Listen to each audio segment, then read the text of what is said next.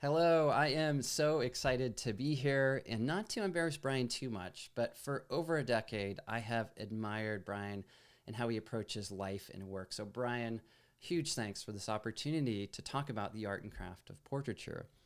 I am endlessly inspired by portraiture and how it gives us the opportunity to connect with people and to tell their stories in so many unique and interesting ways. Sometimes as portrait photographers, we work up close. In other situations, we step back and show more of the scene. And what's interesting to me about portraits is it allows us to capture a bit of the essence of who someone is, which really brings up this whole question of, well, how do we create better portraits? Here, I want to offer three ideas: story, iteration, and light. How can we integrate those into this work in order to make it stand out? When I'm photographing a famous actress or an astronaut or one of my favorite musicians, Jack Johnson, or other people, I'm always thinking about what story do I want to tell? Like with Kelly Slater, world champion surfer. Do I want to photograph him with the surfboard that he rode to win his most recent world title? Or do I want to photograph him by himself? Or Millie Bobby Brown from Stranger Things. Do I want to photograph her kind of on a set that's empty and mysterious, or checking her phone, or with a prop, or one of those reflective moments, or in the thick of production, or outside the soundstage leaning against the wall? These different images kind of bring up this idea that portraiture is a narrative craft that gives us this ability to connect with people and to tell their stories in a unique way. Whether that's Kelly Rowland from a few weeks ago here up close, signing something for her fans, or Kelly with her fans, or other people as well. And what I love about portraiture is that I think of it as one of the most inclusive genres in photography. In other words, everyone is a good subject, including Laird Hamilton, big wave surfer. I want to capture his grit, his strength. And you know who else is a good portrait subject? My friend Stephanie, who's a small wave surfer. I want to capture a bit of her smile and sense of ease. So in other words, you don't need to be accomplished. You don't need to be a hero. You don't need to have a certain status. Sometimes you can just be someone's friend, like these two guys. They're my friends, more friends of mine. My daughter on the left, my mom on the right, or strangers that I've met. Everyone out there is a good portrait subject, because portraits, in their essence, they're about humanity. They're about our oneness, about our connection. Sometimes it gives us a chance, portraiture does, to capture people we admire, like Yvon Chouinard on the right, founder of Patagonia. Young Pueblo on the right, one of my favorite poets. A wolf, that was such a cool experience. I'll have to share that another time. And what's interesting about all of these experiences is it allows us to tell stories of friends, of people, and to include the scene, or to work up close, to include things that matter to them, and to really convey these images in different ways. And when a portrait is done well, it can be a powerful thing. So how do we capture better portraits? How do we go from slouch to strong? How do we go from awkward to connected? From goofy to stoic and serene? From ordinary to something else? From unsure to content to composed? From irritated, she was really irritated here, to something that's really poetic and beautiful. I think we can do that through leaning into story, iteration, and light. But first, quick little intro. I'm a photographer, obviously. I'm a Sony ambassador. I'm an author, a speaker, a teacher, a consultant, and coach. I've had a chance to work with a lot of fun brands like Patagonia and Google and Cisco and SpaceX. And maybe to highlight, one of my most recent commercial jobs was with Ghirardelli Chocolate. After that shoot, they sent me home with 25 pounds of chocolate. My family loved that. I'm an author. My most recent book is Authentic Portraits. The one before that was on creativity. The gear I use is Sony and the iPhone. I teach courses on portraiture, on iPhone photography, and everything in between. I'm also a commercial and editorial photographer. All right, let's continue this journey. What's the story? We've already talked about story, but let's lean in a little bit more.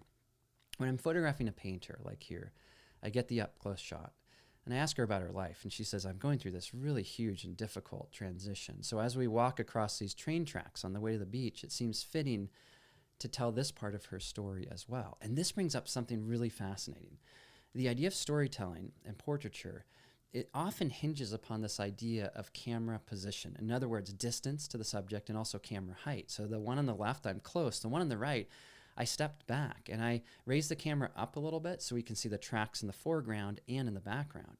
In this scene, I pulled back. I met this guy at a conference and I wanted a photograph of him just standing there. He's a cool guy. And then I said, I want to get one up close. And the way we tell these different stories is by changing the position of the camera, which sounds obvious, but if you start to think of it, it's kind of profound.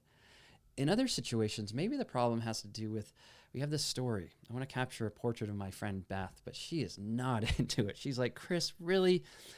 But I need to photograph her on this land. It's a really important land to her, and it's an important part of her story. So I go around to the other side of her.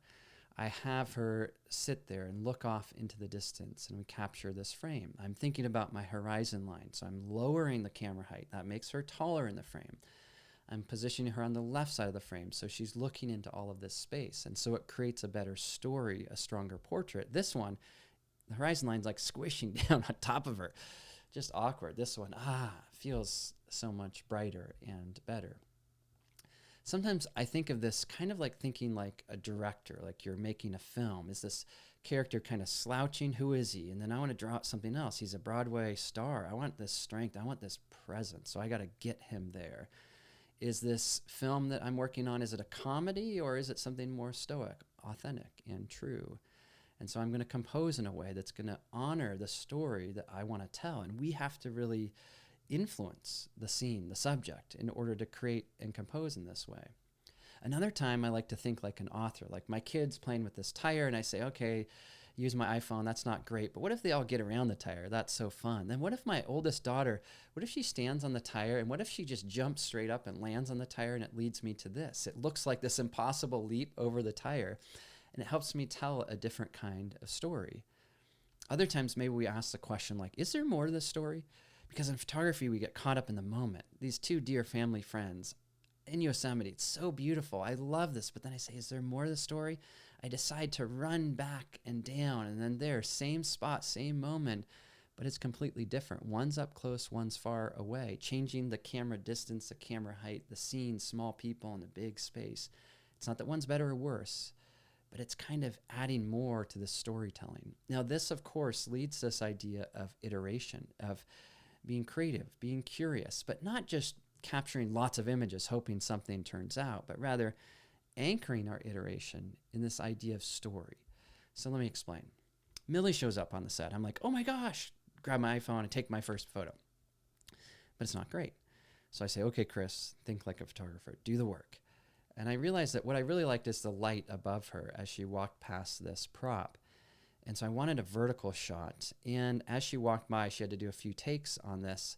I couldn't quite get it right until I did, where I found the right position for her. The light was illuminating her, good stride, and the image worked, which led to other kind of images, simple and clean, reflective moments like this, which are so beautiful and interesting. In other situations, rather than a scene kind of unfolding, you have to do the work. Like this is a portrait I love of Ben Moon. Ben is a filmmaker.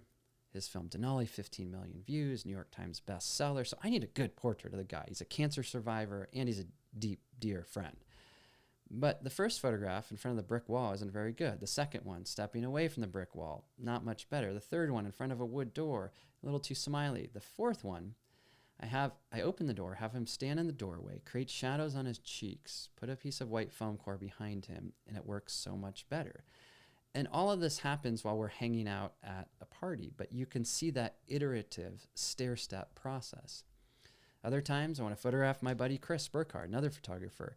He's about to go on this epic, kind of heroic adventure. And so I want something with his bike, and I capture the picture. It's not very good at all. So I need to rearrange myself, right? I need to get rid of the bike stand. I need to get closer. I need to make that connection. And I need to iterate in order to create a better shot. Other cases, maybe I'm working up close because I think closer is better. And she just looks disinterested. And I say, what if you lean on the railing? And then I step back. And she has a little bit more space. And the scene comes together in a nice way. We've already looked at this one, but it's worth revisiting. This painter here, this was a commercial shoot for a publication and brand that she was working with. And she looks miserable. She's like, I don't know what to do with my hands. I don't know how to stand. I asked her what she loves. She loved roller skating. Would you ever wear your roller skates? Great. I don't know what to do with my hands. How about holding a painting and then slightly turn towards the window? And this was a photograph that was the best through that little set. And it all came about by iterating. Iteration helps us find the story. In other words, the story kind of unfolds and we have to kind of follow it as it goes, and iteration helps us get there. Another great way to try to get there is to ask questions of your camera. Let me show you what I mean. I come upon the scene, I pull out my phone, I think, this is so funny. And my phone's like, what's so funny about that? You have to remember that cameras see the world objectively. They don't necessarily have a built-in emotion or emotional response to things, right? Subjectivity, that's the word I was looking for. So I have to help it out. I say, well, this is classic Instagram boyfriend. And then finally I get there and you can see he has the purse on his elbow. She's in the outfit. She's barking orders at him. It's a kind of classic funny moment. Or another time I'm on top of the mountains. I biked up there and I see this piano. The phone's like, what's so interesting about that? The piano. The phone says, well, I can't really see that. So I get closer. Because sometimes you have to get closer to tell the story. I have to find the angle. That didn't work. That didn't work. And then there it is. What's so interesting is there is a piano on top of a mountain. In a way, it's like a portrait of that piano, old and weathered and who knows what. Another way to tap into stories is to ask yourself feeling, to kind of do a gut check. So I'm at Yosemite. Sun's about to rise. I'm doing a favor for some family friends. They're getting married and I'm going to photograph the bride. So I'm really excited for her. And this bride is brave and strong, and she's amazing. She shows up just as the sun is rising, and I take the first shot, and it looks like she's in a parking lot. It's a horrible shot. So I have her kind of walk out on this rock, and I start to iterate. I get a little bit closer. I move to the right a little bit. Then I lower my camera height. Let me rewind here. You can see the main elements of the frame. You can see how as I get closer, now there are two elements. You can see how her head is above that horizon line and how she's looking off into the light. While I like this, I didn't quite like how the half dome was kind of facing away. They were facing away from each other. I wanted her to be connected to the mountain. I wanted the sense of like, there she goes off on this great adventure. So I move to the right. I just shift 10 feet over. And I take this image, and this is starting to feel right. I have this nice balance, this nice feeling about it, but there's a problem, right? She's too low in the frame. She needs to be more of the hero. This is about her kind of heading off on this great grand adventure. So I get down on one knee and then take the photograph, and suddenly it all falls into place. And the falls into place is something that I feel in my gut. So we got to tune into that, right? All right, we've talked about story. We've talked about iteration. What about light? Finding the light really has to do with tuning into the sensation of light. So here's the first photograph in this abandoned bank in Brooklyn, New York. The subject's eyes are facing the light. It's front lit. I walk around to the other side of the banister, the same time of day, the same deal, and it's a completely different feel. So where we stand relative to the light really changes so much. So here, I'm on a surf trip in Mexico. This portrait of my buddy Martin, I'm kind of facing the light. You can see the shadow on the back of the swing. And when I move 10 feet to the left there, suddenly the whole thing's illuminated. Here's a more concrete example. One photograph on the left shooting straight into the sun. The other one, the sun is on my back. Here I am at my buddy Peter's studio, and I capture this image. He's a painter, love it. Except as I look closely, there's a bright building behind him, so I don't like the light on his eyes. Eyes are really important to me. I love those catch lights. So I trade positions with him. And suddenly you can see the difference. Just straight out of the iPhone, haven't done anything, except I've changed my position to the subject. I've changed it also so the subject is looking into the light. Eyes into the light. Here's a couple more photographs, this time out on some sand dunes. She's looking towards the light, two different ways. One way, there's kind of a highlight and a shadow. The other one, it's almost just all highlight. So we can obviously modify or fine-tune this. You can see with this photograph here, more of a highlight side, more of a shadow side. Here you can see it nice and up close. But still the subject is towards the light, and that illuminates the face, but still adds a little bit of drama with the split lighting that we have there. So if you need a guide, if you need a starting point, back to the darkness, eyes into the light. If the light is really harsh, like it's noon, and there isn't any good light anywhere, and they can't stare into the sun or something because it would just hurt. They would squint. Put them in shade. You can find shade so many different places. Perhaps find a building step into that shadow. That's what I did here. These photographs were captured at noon. He's in the shadow of the building looking towards the open parking lot. These photographs captured the same exact way. They give us this opportunity to create this really beautiful, soft look, really anywhere in the world. The one on the left, downtown LA by the convention center, kind of an ugly location, but a beautiful portrait. The one on the right, while I was crossing the Brooklyn Bridge, they were doing construction and there was a white wall. Same thing. So you can do this anywhere with anyone, any time of day, anywhere in the world, really. Another way to find kind of light and shadow is to look for doors or windows. Here's a warehouse door. I open it up. Rob there stands in front of the surfboards, and you can see the highlight, the catch light in his eyes as he's facing the light. Open up that warehouse door. Open up the door. And again, that's what I'm doing in all of these situations. All right, well, if you can have your subject have their eyes towards the light, you can gain so much. Okay, let me kind of bring this together. How the heck can we integrate story, iteration, and light? Well, when it comes to storytelling and starting out with portraiture, really think about your camera distance and your camera height. Maybe think like a cinematographer. Get the establishing scene, the medium shot, and then up close. At the same time, explore with your camera height, because so often we capture images at a camera height that's comfortable, but many times it's helpful to modify that higher or lower or a different angle or something else. Next, with iteration, keep in mind that photography, portraiture in particular, is an iterative craft. You're not going to get it on the first shot, at least I never do. It's at least 5 tries that give me one good frame. So whatever your success rate is, just keep in mind, okay, if I get a bad shot, that's okay. That's just giving me some feedback. That's giving me some info. Let me listen to that and let me explore what else I can do. Let me lean into this idea of iteration. Last but not least, with light, developing that sensitivity to it, of course, but also asking your subject to stand in a way where their eyes are facing the light. So that kind of wraps up my 3 main themes. But when I got to this point in prepping this talk, I realized I want to share a little bit more, and it has to do with synchronicity.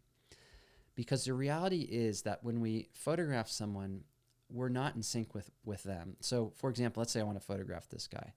He might be thinking about this project he has at work or this Hemingway quote he just read. I'm thinking about, should I use portrait mode? What's my camera distance? I'm so nervous. Should I ask this person if I photograph him or not?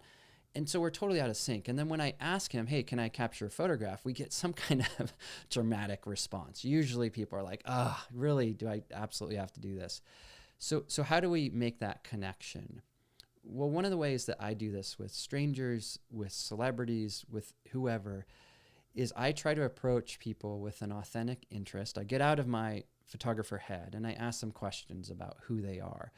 So if your subject isn't at ease, what you can do is say, well, hey, what else do you like to do besides work? And they say, well, I love surfing and play the guitar and going to the mountains, and I'm engaged. Yeah, and my fiance is a rock climber and a yoga teacher. And suddenly you're connecting and you're dialoguing, and then you can pause, capture the image, capture it a couple different ways, iterate, look for the good light, so on and so forth. So in real life terms, this is what it looks like for me. I'm with Alana here. I'm walking out to this parking lot. There are 2 buildings, white buildings, one behind her, one in front of her. And I know the light here is going to be amazing because the light's kind of bouncing around in that space. Alana is not buying it. She is like, what in the world? Why are we taking photographs in this ugly parking lot? And so I have to pick up on that, which wasn't very hard, of course, because she was pretty irritated. And I just say, hey, where are you from? And she's from Russia. Tell me about your family. Tell me about your siblings. Tell me about what your interests are. And then finally, as we're connecting, we get to a point where we can collaborate. Now, my camera is too low here because you can't see the catch light in her eyes. So I raise the camera up a little bit. I have her take a breath and then capture a really simple frame. And then we continue on our walk. In other words, I integrate that process of trying to get in sync with people through making that connection in order to capture something that's meaningful like this.